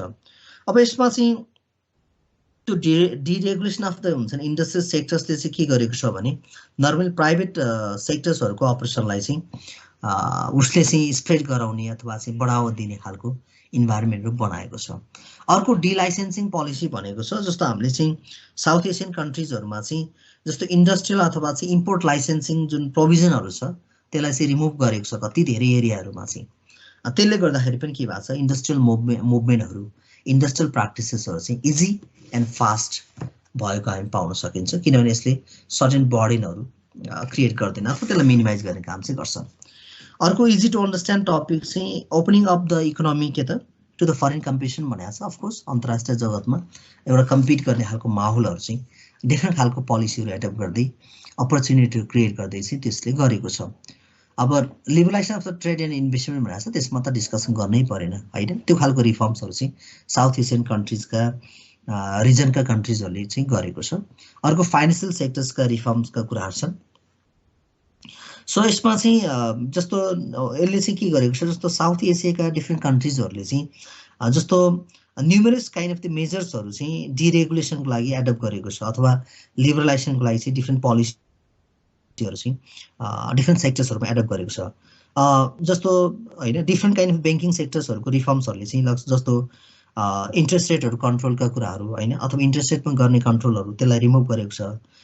ब्रान्च लाइसेन्सिङ पोलिसीहरुलाई चाहिँ हैन त्यसलाई चाहिँ के गरेको छ जस्तो ब्रान्च लाइसेन्सिङ पोलिसी लिबरलाइजेसनलाई चाहिँ लन्च गरेको छ। त्यसले गर्दाखेरि चाहिँ सर्टेन सपोर्टहरु चाहिँ दिएको छ। इभन बैंकिङ फाइनान्शियल सेक्टर्सहरुमा त्यस खालको लिबरलाइजेसनहरु भएको अथवा रिफर्म्सहरु भएको देखिन्छ साउथ एसियामा। अब पब्लिक सेक्टर रिफर्म्सहरुको कुराहरु पनि भएको छन् यसमा चाहिँ। यसमा विशेष गरेर चाहिँ साउथ एसियन रिजनहरुमा चाहिँ यस्तो खालको पोलिसीहरु चाहिँ मोस्टली एडप्ट भएको देखिन्छ। यो भयो इकोनोमिक रिफर्म्सको सर्टेन फिचर्सहरु। यसकै फर्दर पार्ट हो यो चाहिँ। अर्को recent trends and development in global environment भनेर सायद यो लास्ट टपिक होला आजको डिस्कसनको चाहिँ। 2-3 मिनेटमा हामी सिद्ध्याउँछौँ यसलाई पनि। यो जस्तो हामीले चाहिँ जस्तो recent trends and development in global environment भनेर चाहिँ सर्टेन कुराहरु हेर्छौँ। कस्तो खालको ट्रेन्ड भइरहेछ त, कस्तो खालको जुन स्पिडमा अथवा वेजमा चाहिँ जस्तो यसमा चाहिँ जस्तो भनौँ ओभरअल एक्टिभिटीहरु अगाडि बढेको छ त भन्ने कुरा हेर्छौँ हैन। ग्लोबल इन्भाइरोमेन्टमा आएको चेन्जेसहरु त्यो डाइनामिजमहरुलाई चाहिँ हामी थोरै हेर्ने कामहरु चाहिँ यो डिस्कसन भित्र गर्छौँ। जस्तो फर्स्टमा चाहिँ हामीसँग ग्लोबल रिएलोकेसन अफ द इन्डस्ट्रिज भनेको छ। यसमा चाहिँ जस्तो अब हामीले जस्तो इभन 2-2.5 दशक भन्दा पछाडिको एउटा चाहिँ पिरियडलाई हेर्ने हो भने पनि थुप्रै चाहिँ के त इन्डस्ट्रियल जस्तो म्यानुफ्याक्चरिङ इन्डस्ट्रीहरु चाहिँ ट्रेडिसनल इन्डस्ट्रियल नेसनहरुबाट चाहिँ अब त्यो चाहिँ के त काइन्ड अफ दी एउटा मोडर्न टाइपको अथवा चाहिँ न्यू एरातिर चाहिँ मुभ भएको छ भनेको। यसमा के भन्न खोज्यो भने जस्तो इभन जस्तो त्यो ट्रेडिसनल के अरे इन्डस्ट्रियल प्र्याक्टिसेसहरु चाहिँ नर्मल्ली अथवा म्यानुफ्याक्चरिङ सिस्टमहरु चाहिँ लगभग जुन कन्ट्रीमा चाहिँ प्रोडक्सन चिप हुन्छ सस्तो हुन्छ त्यो कन्ट्रीमा चाहिँ ग्रेजुअली शिफ्ट भइरहेको ट्रेन्डहरु छ हैन। जस्तो इन्डस्ट्रिजहरु चाहिँ के त यो चाहिँ के त यसले चाहिँ कस्तो खालको गति लिएको छ भन्दाखेरि यसको म्यानुफ्याक्चरिङ चाहिँ कस्ट मिनिमाइज गर्ने हिसाबले सो ग्लोबल मार्केटको अथवा चाहिँ कुनै पनि कर्नरमा गएर चाहिँ उत्पादन गर्ने प्रणालीहरु चाहिँ सिस्टमहरु एडप्ट गरेको छ। जस्तो यसको लेटेस्ट एक्जाम्पल हेर्ने हो भने so most of the manufacturing industries are shifting towards the China हैन, इन्डिया भनौँ अथवा साउथ इस्ट एसियाहरु भयो, ल्याटिन अमेरिकातिर भयो, त्यस्तो खालको एरियाजहरुतिर चाहिँ कस्ट के अरे बेनिफिट गेन गर्नको लागि चाहिँ they are shifting their manufacturing के त पार्ट। अब यिनै कुराहरु छ। अर्को expansion in the world trade in volumes भनेको छ। यस अफ कोर्स यो पनि ठुलो चाहिँ के हो त काइन्ड अफ द चेन्जेस हो। यो चाहिँ ग्लोबल इन्भाइरोमेन्टमा अथवा चाहिँ भइरहेको के त जस्तो लेटेस्ट सिनारियोको रूपमा हामी हेर्न सकिन्छन्। सो त्यो ग्लोबलाइजेसनको रिजनले गर्दाखेरि नै यस्तो धेरै जस्तो प्रोडक्ट्सहरु भयो, मटेरियल्सहरु भयो, त्यो चाहिँ के त भन्दा ग्लोबल मार्केटमा ट्रेडिङ हुने सिस्टम्सहरु छ हैन। यसमा त अब इन्डस्ट्रियल रिभोल्युसनका कुराहरु त्यसको एज अ रिजल्टमा चाहिँ धेरै ठुलो इन्डस्ट्रीहरुले चाहिँ के गरेको छ उसले आफ्नो प्रोडक्ट्सहरु चाहिँ ग्लोबल मार्केटमा सप्लाई गरिरहेको अवस्थाहरु छ। सो अब भन्छ नि यसमा कम्युनिकेसनको डेभलपमेन्टको रिजनले गर्दाखेरि अथवा ट्रान्सपोर्टेसनको फ्यासिलिटिजहरु इजी ट्रान्सपोर्टेसन फ्यासिलिटिज यी यावत कारणले गर्दाखेरि चाहिँ के भएको छ so they are being able to make the supply of their goods and services to the international customers. त्यो कुराहरु छ यसमा चाहिँ। त्यसो भएको हुनाले यसमा चाहिँ ट्रेड भोल्युमहरु चाहिँ के भएको छ वृद्धि भएको छ। अर्को growth in merger and acquisition trend भनेको छ। यो त नेपालमा इभन डोमेस्टिक टेरिटोरीमा पनि हेर्न सकिन्छ। मोस्ट अफ द बैंकिङ सेक्टर्सहरु फाइनान्शियल सेक्टर्सहरु चाहिँ मर्जिङको ट्रेन्डमा गइरहेछ। Similarly even global kind of the प्र्याक्टिसेसमा पनि इभन मल्टिनेसनल कम्पनीजहरुको केसमा पनि के हुन सक्छ अथवा बिजनेस कम्पनीजहरु चाहिँ टु इन्हान्स देयर के त क्यापेबिलिटी अथवा त्यसलाई स्ट्रेन्थेन गराउनको लागि चाहिँ so they are adopting the process of the merging है। त्यो मर्जिङको कन्सेप्टहरु अथवा एक्विजिसनका कन्सेप्टहरु चाहिँ एडप्ट गरेर चाहिँ दुई वा दुई भन्दा बढी संस्थाहरुलाई एकै ठाउँमा जोड्ने अथवा चाहिँ एउटा कम्पनीले अर्को कम्पनी खरिद गर्ने प्रक्रियाहरु चाहिँ अगाडि बढेको छ। त्यो चाहिँ एकदमै कमन प्र्याक्टिसहरु भइरहेछ। Movement of the capital from the one country to the next अथवा नेक्स्ट कन्ट्री भनेको छ। This is also very common thing. सामान्य रूपमा के त क्यापिटलहरु भयो, टेक्नोलोजी ट्रान्सफरका कुराहरु भयो। So these are easily happening things भनेको यो खालको चिजहरु छ। अब क्यापिटल चाहिँ नर्मली के त अब यसमा चाहिँ लिस्ट डेभलप कन्ट्रिजहरुमा चाहिँ जस्तो डाइरेक्ट इन्भेस्टमेन्ट अथवा चाहिँ हैन फरेन डाइरेक्ट इन्भेस्टमेन्ट अथवा चाहिँ डाइरेक्ट अथवा इन्डाइरेक्ट इन्भेस्टमेन्टको रूपमा फन्डहरु फ्लो भइरहेको हुन्छ यसमा चाहिँ त्यो खालको ट्रेन्डहरु हो। अर्को चाहिँ increase power of the global and regional के त ट्रेड अर्गनाइजेसन भनेको छ भनेको हामीले भर्खरै डिस्कसन गरेका छौं कि जस्तो एजियन भनेर ASEAN त्यसको पनि जस्तो association for the south east Asian region भनेर त्यसको डिस्कसन गर्यौं भर्खरै। सार्कै हामीले सर्टेन एक्जाम्पलहरुको कुरा गर्यौं, बिमस्टेकको सर्टेन प्रोभिजनहरुको कुरा गर्यौं, WTO को कुरा गर्यौं। They are being powerful, so since they are making the collaboration with the different countries हैन, अब since they are just developing the different policies and legal kind of the system for operating the businesses, of course they are being the more powerful के त agent, powerful association. त्यो ट्रेन्डहरु पनि छ। अर्को चाहिँ growth of lifestyles and the consumption pattern हैन, similarity भनेको छ यसमा चाहिँ के त अब यसमा चाहिँ ग्लोबलाइजेसन भनेको चाहिँ ग्लोबलाइजेसनले चाहिँ एउटा सिंगल भिलेज क्रिएट गरेको छ। यो चाहिँ वेल नोन फ्याक्ट नै हो। यसमा भनेको हामी होला नेपालमा होला अथवा कोही पिपलहरु चाहिँ अरू कन्ट्रीमा होला, तर of course because of the communication, because of the transportation, so global kind of त्यो हुन्छ नि, people are staying at the same place जस्तै भएको छ। फर एक्जाम्पल हैन, त्यो जस्तो भनौं न हामीसँग चाहिँ टाइमको फरक होला, तर हामीसँग के त भन्दाखेरि यति धेरै हामी न्यारो काइन्ड अफ त्यो संसार हामीले बनाइसकेका छौं टेक्नोलोजीको रिभोल्युसनले गर्दाखेरि, ट्रान्सपोर्टेसनको रिभोल्युसन अथवा इभोल्युसनले गर्दाखेरि। सो त्यो चाहिँ के त, त्यो चाहिँ कम्युनिकेसन अथवा ट्रान्सपोर्टेसनमा भएको, ट्रान्सपोर्टेसन टेक्नोलोजीमा भएको एडभान्समेन्टको रिजनले गर्दाखेरि चाहिँ त्यो खालको कुराहरु भएको छ। जस्तो वेस्टर्न स्टाइल्सहरु भयो, वेस्टर्न कन्ट्रीजका कल्चरहरु, फेसनहरु भयो, इभन कन्ज्युम्सन ह्याबिट्सहरु चाहिँ त्यो चाहिँ के भएको छ, मेनी डिफरेन्ट कन्ट्रीजमा चाहिँ त्यो चाहिँ शिफ्ट भएको छ हैन। त्यो चाहिँ हैन त्यो खालको कुराहरु छ। अब इभन हाम्रो यङ स्टारहरुकै कुरा गर्ने हो भने पनि of course our young stars are influenced by the so western culture, tradition, the pattern, practices, त्यो पनि एउटा चाहिँ सर्टेन चेन्जेसको रूपमा चाहिँ हामी हेर्न सकिन्छ। So these are the things which are happening in the global market, recent trends and development in the global environment भनेर यिनै कुरालाई हामीले चाहिँ एड्रेस गर्यौं। यति भन्दै गर्दाखेरि हामीले यो च्याप्टरलाई पनि, सो ग्लोबल इन्भाइरोमेन्टलाई पनि फर्मली चाहिँ हामीले एन्डिङ गरेको छ। We have I think we have one chapter left, अथवा बाँकी रहेछ भने अरूमा पनि डिस्कसन गरौँला। त्यो सकिसके पछाडि चाहिँ एज आई एनाउन्स बिफोर, म जसरी मैले अगाडि नै उद्घोष गरेँ, हामीसँग बसेको टाइमहरूलाई चाहिँ नर्मली केस स्टडी एनालाइसिस, डिस्कसनतिर, अरू असाइनमेन्ट गर्ने कामतिर चाहिँ हामी लागौँला। ओके।